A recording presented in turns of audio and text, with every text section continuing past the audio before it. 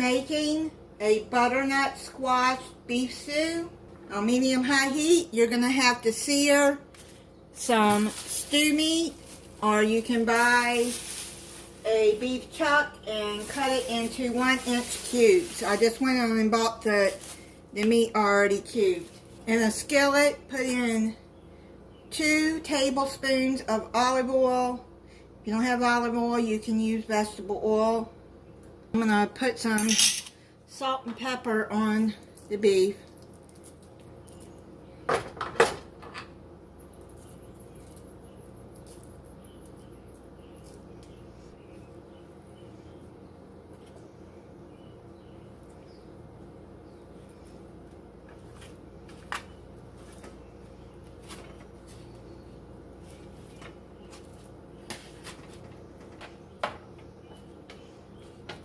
You're going to sear these until they're brown on the outside on both sides.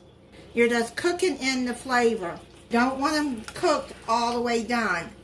This is going to be made in the crock pot, so it's going to cook in the crock pot. Once they're brown on one side, then you turn it over and brown it on the other side. Now you're going to take your beef and put it into the bottom of the crock pot.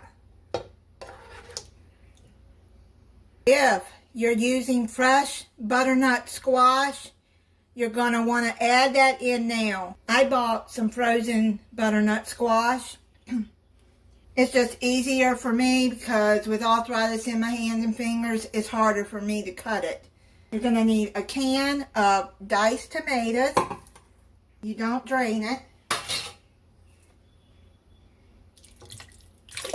You're going to need 1 pound of baby red potatoes. You're going to cut them in half, and you're going to need some chopped celery. Add 2 tablespoons of Worcestershire sauce.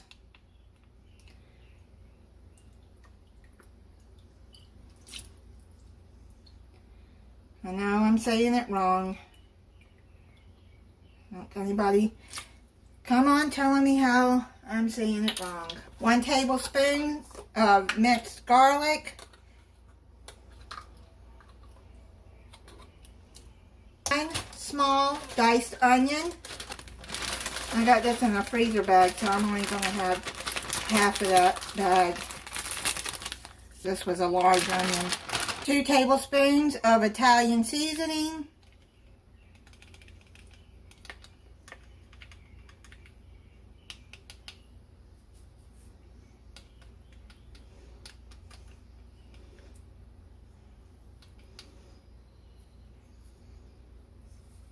2 teaspoons of thyme. The recipe calls for fresh thyme, but I am having so much trouble finding fresh thyme. So I'm just going to substitute it with the dried.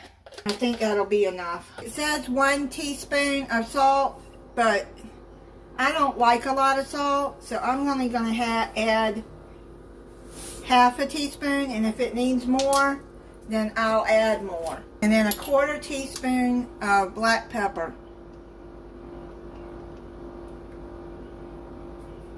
Mix all of that up.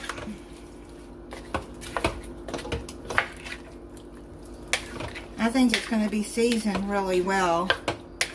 Now you need 4 cups of beef broth. You can use any kind you want. I just happen to get the unsalted.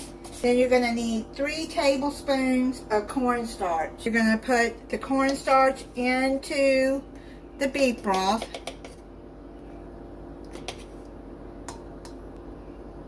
Whisk that until it's mixed together.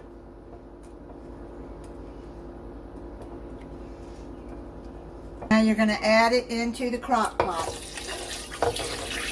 Just stir all of that in.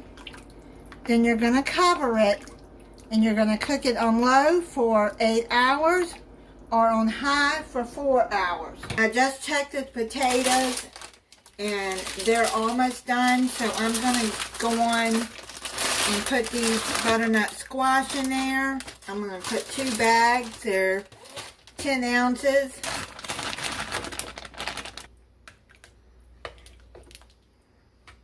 I'll put the lid on and let it cook another hour, and then I'll come back and check it. If you're going to put fresh butternut squash, like I said in the beginning, make sure you put it in when you put the potatoes in. What I'm going to do though, I'm going to put another tablespoon of cornstarch. I'm just going to put some juice in there in a bowl.